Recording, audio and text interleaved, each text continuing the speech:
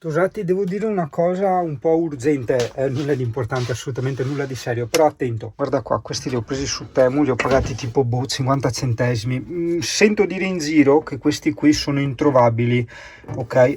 Io li ho trovati su Temu, sono in gomma, non è plastica dura, quindi sono in gomma perfetti, guarda, tengono tutto alla perfezione, si agganciano alla perfezione, guarda, vedi, non escono, e validissimi. Credo che se li prendi in un negozio di camper li pagherai tipo 15-20 euro, qua 50 centesimi è a posto tutto, insomma.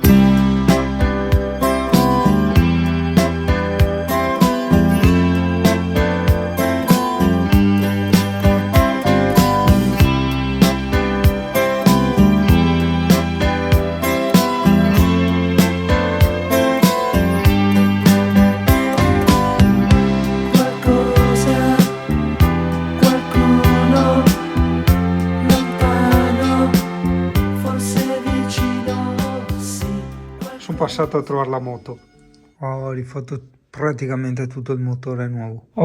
Iniziamo questo lunedì all'insegna della devastazione, in quanto qualcuno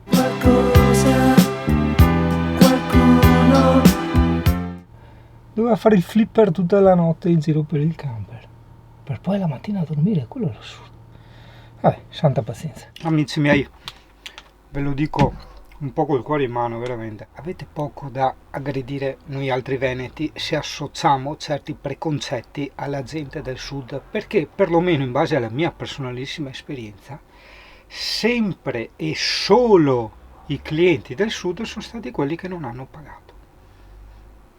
Quindi ragazzi, cioè secondo me il razzismo lo crea la gente, ma non la gente che critica certe razze, ma la gente che è la razza, che crea la razza, ok?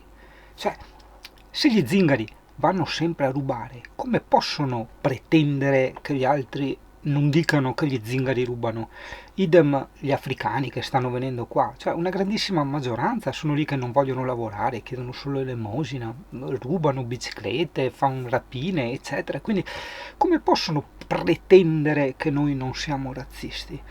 È uguale alle famose tototruffe che cioè, ragazzi, veramente ripeto, non fraintendetemi, io parlo dei fatti, ok? I fatti sono che gli unici problemi che ho avuto nella mia vita in merito ai pagamenti sono stati, ripeto, sempre e solo, evidenzio solo, coi clienti del sud. Ragazzi, razzisti, ma siete voi che create razzismo. No, aspetta, non voglio finirla qui perché veramente sta roba non mi sta giù. Io non voglio creare divisione, io adoro il Sud Italia e la gente del Sud Italia, però voglio evidenziare questo problema al quale c'è poco da girarsi attorno, ok? Dobbiamo essere pragmatici, pratici, realisti, concisi, ok? Il problema è che della gente del Sud crea il razzismo nei confronti della gente del Sud, ma quelli del Nord, cioè io te ne sono l'esempio, non possono sentirsi esenti dal dire quelli del Sud sono quelli che ti truffano, non ti pagano, eccetera, perché almeno nel mio caso, che da 25 anni che sotto Paron o in proprio vedo mancati pagamenti sempre e solo dai clienti del Sud Italia, sempre e solo loro, da 25 anni. Quindi massimo rispetto per tutta la gente del Sud, però rendetevi conto, voi del Sud, grandi amici del Sud, che i vostri compaesani stanno creando questa divisione, non la stiamo creando noi. Se non si è capito, anche se l'ho già evidenziato, credo un paio di volte, non è legge quello che sto dicendo io, ossia non è la regola, ma è indiscutibile che è l'esperienza personale, ok? Per carità, una su milioni di persone, però io racconto la mia. La mia è sempre ed è ancora stata così, cioè è sempre stata così e lo è ancora. Pertanto io mi vedo costretto adesso a far pagare in anticipo i clienti del Sud. È brutto, è razzista, è tutto quello che vuoi, ma in base alla mia esperienza ho visto che purtroppo sono costretto a essere razzista, cioè quelli del Sud, alcuni di quelli del Sud mi obbligano a essere razzista. Ehi, scelta loro. Domani mattina faccio il giro dei carrozzieri, tocchi a moto ovunque, proprio ovunque. Io sono uno di quelli che nella vita, quando deve fare una cosa, tasta bene il terreno prima di mettere il piede, no? Pertanto quando devo comprare una cosa, di solito come minimo chiedo il preventivo in 3 posti. Nel caso di oggi 4 per tirar su, diciamo, dei sassetti, degli strisci dalle carene della moto, no? E sono andato in 4, non farei i nomi ovviamente, in 4 carrozzerie tutte famose e tutte famose uguali, ok? Non è che una più una meno, e siamo andati dai 1000 euro perché bisognava tassativamente riverniciare tutto ai 20 euro per il ritocco, e mi trovavano loro il codice colore tramite gli strumenti, quindi non dovevo andare a sbattermi a cercare, a chiedere, eccetera. Vedi a volte, cioè da 1000 euro a 20 euro, io adesso ho 998 euro in tasca. Ciao! La retrocamera lì che rompe, porca miseria. Praticamente sono le presine che non fanno bene il contatto, forse sono troppo lasche, bisogna una pinzatina, perché io le smuovo, gli do il riattivante elettrico, torna a funzionare e dopo 10 minuti non funziona di nuovo. Singano, dove stai andando? Te dico, we are andando, cioè tutta combricola, io, tu e il Cristo che indica e giudica e il CP che è dietro, a mangiare la pizza con Michele, ti ricordi Michele Martignon, Marco quelle caldaie e Marco quel da doccia. So che sarà una serata impegnativa perché c'è anche la figlia di Michele, no? E allora ho promesso che non tiro bestemmie. Va bene, dai, ce la faremo come sigava il tipo alla terrazza nel periodo del Covid, no? Ce la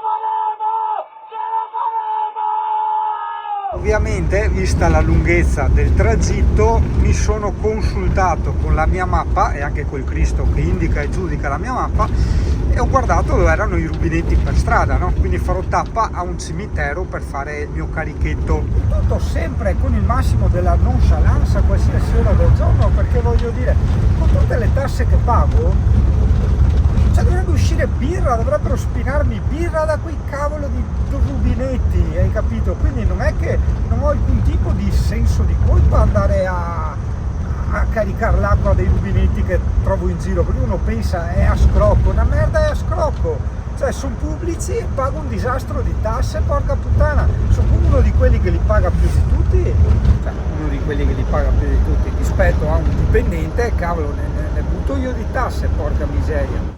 Dio Van Life non mi ha fatto perdere un'ora di tempo, la signora del distributore, poi ho letto le recensioni e ho capito tutto.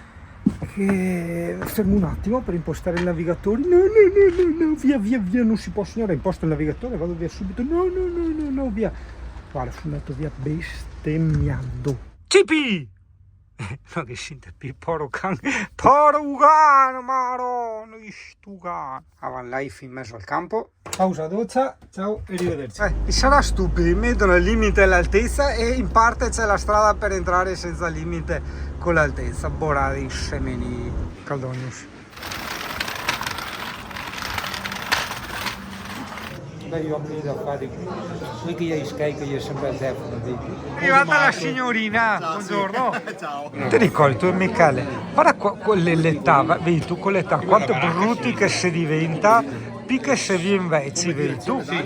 Dopo magari le soggettivo, tipo guarda Marco quel delle caldaie, è un bell'uomo, c'è lui con gli invece, ma le bel rincurava, vedi tu. Mentre Michele, vedi tu, cioè, lui è uno di chi. Buon stop, che devi ascoltarmi. Che bella serata. Mi dispiace per Marco quelle caldaie che la sopportane. Comunque, vabbè, per concludere la storiella, dove abiti Singano? Guarda, abito in una specie di condominio, ok? Una specie di condominio di Van Life, dove il mio vicino è Michele, e dopo siete sposti un fiapo in destra, di qua. Sposta. E tu, da Marco quelle a Duzza, che adesso non le più quelle a Duzza perché ha venduto, ti ricordi, il camper, quello con la doccia, e adesso ha il furgone della Van Life. E basta, in questa magica atmosfera che solo Scorzè in provincia di Venezia ti sa dare. E sto quasi il mecanico il panon. Ciao notte. Zingaro, voglio vivere come te, andare dove come mi pare, non come me. E quando trovi uno spiazzo nella città, montare la giostra e il disco di un anno fa. Zingaro, senti l'ossido di che sa, attento a non ammalarti di civiltà. Tua moglie col parrucchiere e quel che vuoi, la scuola ti prende i figli e non son più tuoi. Zingaro, dente d'oro dell'Ungheria, un piatto dei tuoi fagioli che vuoi che sia. La notte io dormo al fuoco se tocca a me, ma Zingaro voglio vivere come te. Abito là, ma vengo via, costa l'olità, poi non c'è più poesia.